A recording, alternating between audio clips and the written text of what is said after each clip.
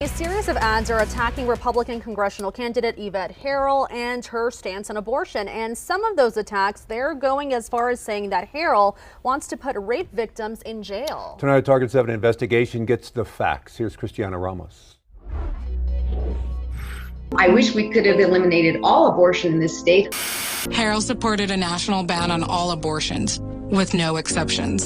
Extremist Yvette Herrell would ban abortion in New Mexico, even in cases of rape or when the life of the mother is in danger. 3 ads paid for by 3 separate organizations attacking Yvette Herrell's stance on abortion. 2 political action committees. DCCC is responsible for the content of this advertising. HMP is responsible for the content of this ad.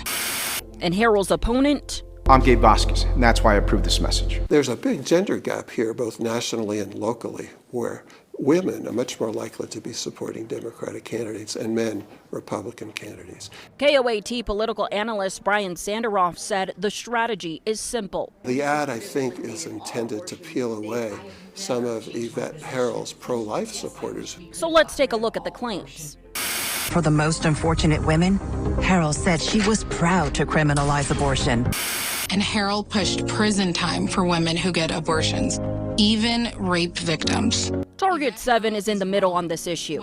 The claims are referring to this 2013 bill that would have made it a crime to coerce someone to get an abortion in order to cover up rape or incest.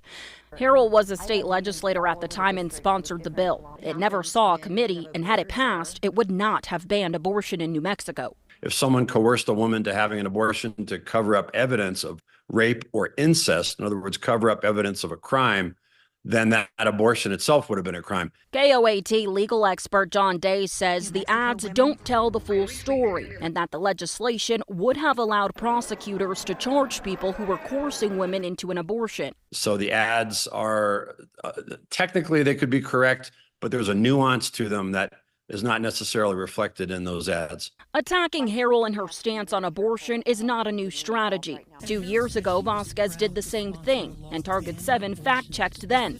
Sanderoff says he doesn't expect the abortion attacks to stop. The Roe v. Wade ruling 2 years ago opened Republicans up for such ads. Democrats throughout the nation are using the abortion issue to their political advantage. Ever since the overturning of Roe v. Wade, we've seen many women who have been energized by this issue. As for the accuracy, most attack ads have an ounce of truth to them, but also some spin and exaggeration. For Target 7, Cristiana Ramos, KOAT, Action 7 News. Herrell's campaign has said in the past that the intent of the bill was to protect rape victims from rapists who pressured them into getting abortions, as we just told you, to cover up the crime, not to punish victims.